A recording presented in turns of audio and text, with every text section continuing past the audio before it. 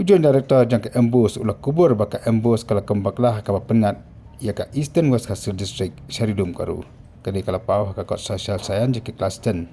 Kali ka jing pen pau jong dan director ke embus kalau hadirin kerja kendu baka HYC North West Hasil District. Kali bi kendu u kambate kam jong u mentakasni. Jongi kong ka New Trap Youth Council North West Hasil District.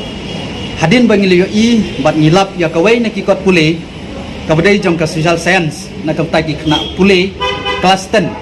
ha po ka jala mi klia ka jongi bat kane ka jing bakla ha badai bat kane ka subject social science kabadai jong ka course social science na kamtai kelas 10 ya kabaya ka district Eastern West ki penhap sipo Garo Hills te nakalian jongi kong kasang isnokhya namar katai ka subject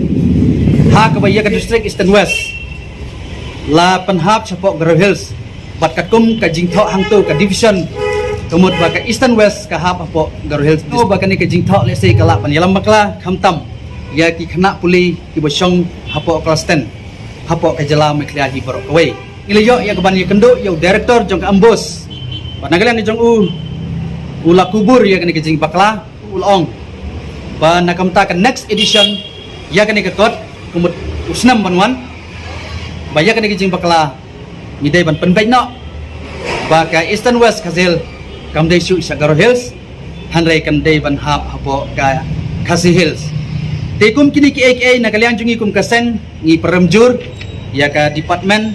jong ka puli puthi jong sukap jala pat khamtam ya ka embos ba habaphi publish lane habaphi ki bishar ya kanu ka kot puli lakidai na kinu kinong thok na kamta ki kena pulih hapok ke jala agi jing syap la dai ban pek bania bin pabin kenang bakan nomi kinu ki error lane ki jing bakla haki lenong ki jong ki nakam tai kena pulih dikasen ka peremjur ya kene ki jing bakla bahi bat khamtam jong ke embus na kaliang jong director ulong bakan next edition mana kaliang de jong ka Meghalaya Board of School Education bat kumjuru ka education department ni borok koi kin pen kala nok mardor ya kene ki jing bakla